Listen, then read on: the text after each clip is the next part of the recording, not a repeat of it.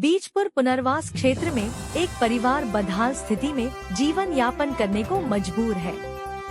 पीड़ित परिवार का आरोप है कि सरकारी योजनाओं की सूची में नाम होने के बावजूद उन्हें अब तक आवास की सुविधा नहीं मिल सकी है। परिवार के पास न तो शौचालय की सुविधा है और न ही गैस सिलेंडर, जिससे रोजमर्रा की जिंदगी बेहद कठिन हो गई है।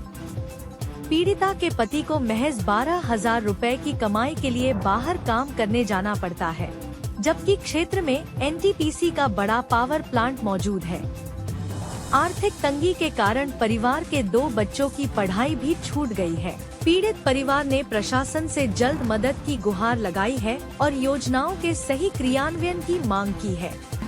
चलिए मिलवाते हैं एक ऐसे परिवार से जिनका दावा है कि शुरुआत से लेकर अभी तक जिन प्रधान आए गए और वर्तमान समय में इन्होंने बहुत मदद मांगी, न मिल रही है आवास की, या तो शौचालय का लीजिए, जो शौचालय की सुविधा मिली है सरकार की तरफ से, और गैस सिलेंडर की। इन तीनों योजनाओं में से कोई भी योजना इनको नहीं मिली है और ये परेशान है। अभी ब्लॉक पे भी जा रहे हैं, रावतगंज भी जा रहे हैं, प्रधान से गुहार मांग रहे हैं, लेकिन इनकी मदद कहीं पे भी नहीं हो रही है।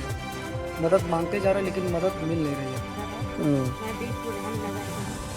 क्या दिक्कत है? दिक्कत ये है कि हम लोग को आवास नहीं मिलता है ना, मतलब कहने का मतलब ये है कि कुछ भी सरकारी लाभ नहीं मिल रहा है। क्या जैसे क्या नहीं मिल रहा? आवास, लैट्रिन, बाथरूम, न तो गैस सिलेंडर मिला हम लोग को। तो हम लोग 8 साल से फॉर्म भरते हैं आवास के लिए। बहुत मेहनत करने के बाद आवास में लिस्ट आया भी, मतलब नाम। तो प्रधान जी बोलते हैं कि अपात्र हैं आप लोग। प्रधान भी बोले और जो आए थे मतलब सर्वे के लिए वो भी यही बोले।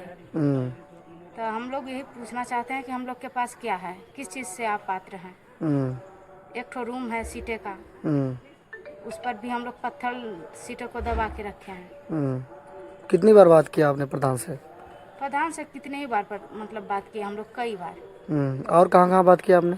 मेरे पति कई बार 2 से 3 बार गए वहाँ ब्लॉक प्रमुख में, वहाँ भी बात किए। और यहाँ पे भी मतलब सचिव हैं, उनसे बात किए। आपका आवास में नाम आया था कभी? हाँ जी, नाम आया है सूची में। 54 नंबर पे नाम है, चंदा देवी के नाम से आया है आवास। फिर क्यों नहीं मिला? यही घोषित कर दिया कि आप अपात्र हैं। अच्छा, हम लोग को आवास नहीं मिला है, हम लोग को आवास दीजिए। हम लोग को कुछ भी जरूरी चीज़ें नहीं मिली है, जैसे लैट्रिन, बाथरूम, गैस, आवास वगैरह कुछ नहीं मिला है। अभी जो मैं आपसे प्रार्थना कर रहा हूँ, हमें दे दीजिए आवास वगैरह। पढ़ाई करते हो? नहीं। क्यों? अब आप बाहर कमाने जाते हैं, 10-12 हज़ार रुपये स्कूल का फीस जमा नहीं कर पाते। इससे पहले कहाँ पढ़ते थे? इससे पहले 8-10 में पढ़ते थे। कहाँ पे? ये यहाँ पे जो सरकारी स्कूल। आदर्श रिहन में पढ़ते थे। हाँ। फिर क्या हुआ?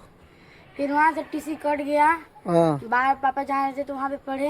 हाँ। 1 साल पढ़े, फिर इधर आ गए तो इधर भी पढ़े। फिर एग्जाम देने का टाइम आया, फीस जमा नहीं हुआ पाया स्कूल का, इसलिए एग्जाम नहीं दे पाए। अच्छा, तुम भी पढ़ते थे? हम बस ट्यूशन पढ़ते थे। तो अभी कुछ नहीं पढ़ रहे हो? दोनों लोग पढ़ाई करना चाहते हो? हाँ। अच्छा, पढ़ाई करना चाहते हो, पढ़ने के लिए पैसे नहीं है, यही करना। गरीबी क्या होती है असल में इस परिवार से जानना चाहिए। अभी वर्तमान समय में मूलभूत सुविधाओं के लिए अभाव में है ये, और दूसरा कि इनका प्रति व्यक्ति आय जो आय है इनका महीने का वो 12,000 है। ये बाहर जाते हैं कमाने, घर पे इनका परिवार और 2 बच्चे ही रहते हैं, और 2 बच्चे पढ़ाई नहीं कर रहे हैं। हालांकि पहले पढ़ाई करते थे, लेकिन अब 12,000 में होगा तो होगा क्या आजकल के ज़माने में। ऐसे में ये जो बच्चे पढ़ाई कर रहे थे आज पढ़ाई के लिए वंचित है, और एक गुहार मदद मांग रहे हैं कि किसी प्रकार से हमारी शिक्षा शुरू हो सके।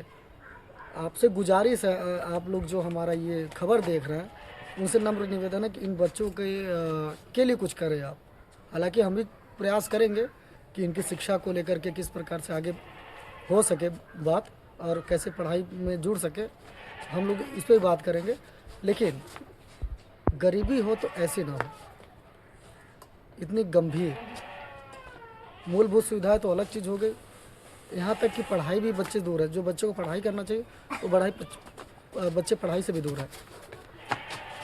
बगल में इंडस्ट्री है, मैं बता दूं एनटीपीसी का बहुत बड़ा पावर प्लांट है, लेकिन इनके पिताजी भटक रहे बाहर कमाने के लिए। यहाँ शुरू से ही काम के तलाश में थे, लेकिन एनटीपीसी पावर प्लांट ने इनको किसी भी प्रकार से काम नहीं दिया। विस्थापित है, कोई बाहर से नहीं है, शुरू के रहवासी हैं यहाँ, विस्थापित हुए वहाँ से आकर, लेकिन काम न होने के वजह से इनको बाहर भटकना पड़ रहा है और इनके परिवार को भटकना पड़ रहा है और बच्चों को शिक्षा नहीं मिल पा रही है, आवास नहीं इनके पास, नहीं शौचालय है जो सरकारी रूप से मिलना चाहिए, नहीं गैस सिलेंडर है। ऐसे में सोचिए कितनी गंभीर अवस्था से परिवार गुजर रहा है।